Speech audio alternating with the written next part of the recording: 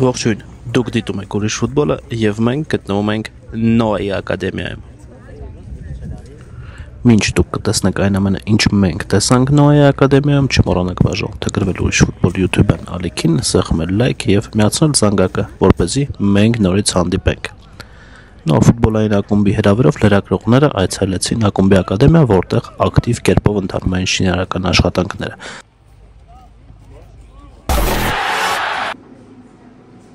Շրջայցը սկսվեց ադմինիստրատիվ մասնաշենքից, որտեղ նախկինի հետ համեմատած աննկարագրելի փոխված մի հանդերձարան տեսանք։ Այն իրոք շատ բարձրակարգ եվրոպական մակարդակի էր, հանդերձարանին կից բժիշկների աշխատասենյակն էր, հագեցած բոլոր անհրաժեշտ սարքավորումներով։ Ինչից հետո շրջայցը շարունակվեց անմիջապես խաղադաշտերի մոտ։ Ծանոթացանք ակադեմիայի պատմությանը, ինչ էր նորան ստացել հրվեց ակադեմիան գնելիս եւ ինչ ներդրումներ են կատարվել, ինչ խաղադաշտեր են ավելացվել եւ ինչ հագեցվածություն ունեն այդ խաղադաշտերը։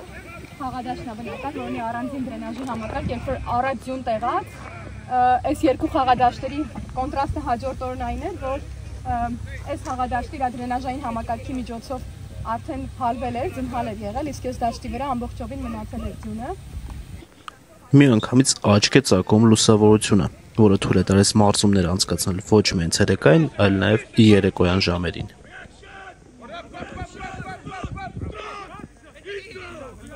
Եվ իհարկե արհեստական ու բնական խոտածածկի համար նախատեսված տեխնիկական հագեցվածությունը։ Արհեստական խոտածածկերից նորը նաև ավտոմատ ջրման համակարգ ուներ։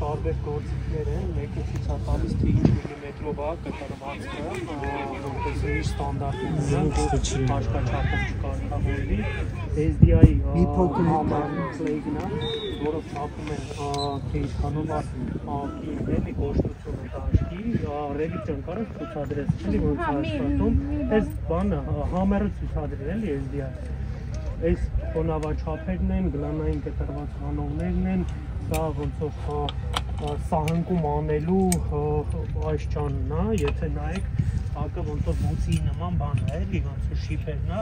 թե ինչ սահման անկյուն կարանք ստանանք, էլ դա օրինակ ոնց որ տենց համեր է, էլի կոչում, գցում ենք, այստեղ ինչ ցուցանիշ տվեց 113 գրամ, իրականում 100-ից ավելը համարվում է կոշտ դաշտ, հիմա որ սա փորձարկենք բնական դաշտում, լինելու է 70-75։ Սա կգնանք կփորձարկենք, էլի։ Այս ամբողջի խորհրդատվությունը կրկին Վեյն Հոլմսն է տրամադրել, որ Նոր Զելանդացի է եւ աշխարհի լավագույն մասնագետներից մեկն է խաղադաշտերի, ինքը այս պահին Քաթարում առավել քան 130 դաշտ է սպասարկում։ Այստեղ մենք գրավում ենք աշխարհի լավագույն փոքր ավելի թույլ լուսավորությամբ եւ բնական դաշտերը բավական ուժեղ լուսավորությամբ, տեխնիկական դետալների մեջ չմտնենք, բայց ամբողջը տրամադրվել է, ամբողջը ձեռք ենք բերել Philips ընկերությունից եւ կարող եք տեսնել, որ երեկոյան արդեն կարելի է թե մանկապատանեկան հատվածին պարապմունքն դրա ոգին հիմա տեղադրված, այս այդ ուժային մարզումների դաշտը, որի մասին որ պատմում էի, հիմա նավթակա շերտերի վրա աշխատանքներ են լինում։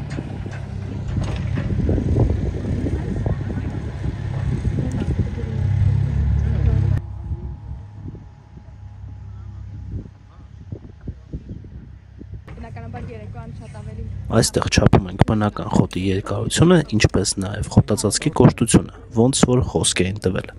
Սարքը ցույց է տալիս տվյալները եւ ակնհայտ է տարբերությունը, ուր 113-ը արհեստական խոտածածկի, ուր 67-ը։ Հիմա հասկանում ենք, թե մարզիչները ինչու են ասում, որ արհեստական խոտածածկը միշտ ավելի կոշտ է եւ այնտեղ վնասվածք ստանալը ավելի հեշտ։ Ցանկապատման աշխատանքները նաև բուռն ընթացքի մեջ էին մեր ամբողջ այցի ընթացքում։ Տպավորիչ էր նաև նոր ադմինիստրատիվ մասնաշենքը, որտեղ բացի մարզասրահից, սաունաներից եւ այլ ժամանակակից ադմինիստրատիվ սենյակներից Նոան ունենալու է 21 հյուրանոցային համար նախատեսված առաջին թիմի տեղակայման համար։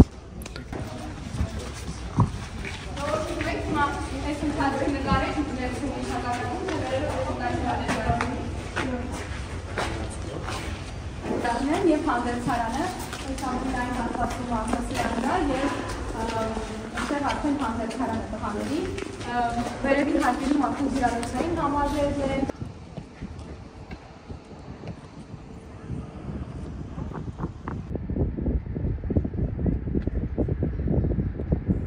Եվ Ապելյան Արմանը, ով քիչ էր մնում ուշանար ավտոբուսից Ռուի Մոտայի հետ բռնված ակտիվ զրույցի պատճառով։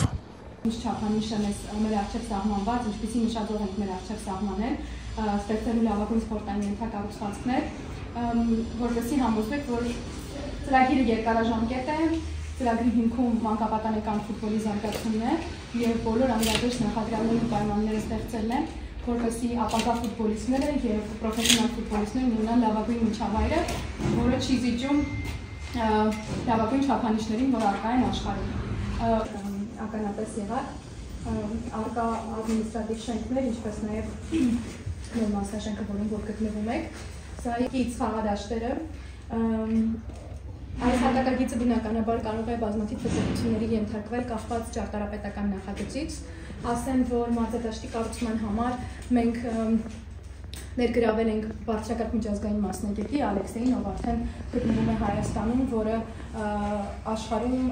բազմաթիվ 4-րդ կատեգորիայի մարզադաշտեր է կառուցել եւ դրանց նախագծողն է եղել։ Մենք նրան ներգրավել ենք որպես պրոյեկտ մենեջեր, նա արդեն Հայաստանում է եւ սկսել է աշխատանքները։ Այսպեսի տեսք է նախնական ունենալու մասնաշենքը։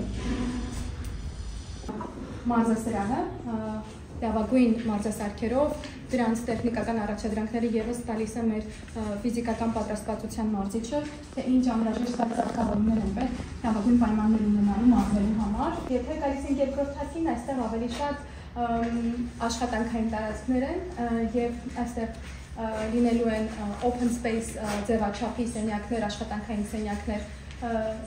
մարզչական շտաբի ղեկավար կազմի համար, ֆուտբոլիստները թե ունենան ինտենսիվ մարզումների եւ վերահսկողության բոլոր համահարմար պայմանները, թե հանգստանալու, որովհետեւ բացի ենթակառուցվածքների մասին լսելուց ու նոր շենքով զբոսնելուց հնարավորություն ունեցանք նաեւ ուղղել մեր հարցերը Ռուի Մոտային։ Բավական հետաքրքիր եւ երկար զրույց ծավալվեց։ Մոտան կիսվեց իր տեսակետներով ֆուտբոլիստների եւ NOA պրոյեկտի ներկայի ու համահունչ զարգացման ապագայի վերաբերյալ։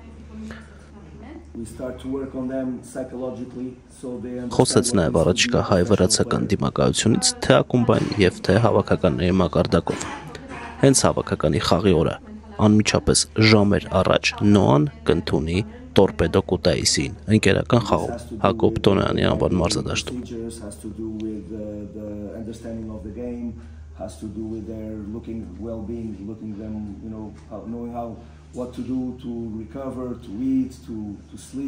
Մոտայի ասուլիսը բավական երկար տվեց, այդ իսկ պատճառով ամբողջությամբ այն չեմ ներկայացնում, դե իսկ վերջում նվերներ, նկարներ ու երկար զրույց Աբելյանի եւ Մոտայի միջև, այնպես եմ ասում կարծես, ես այդ զրույցին չեմ մասնակցել։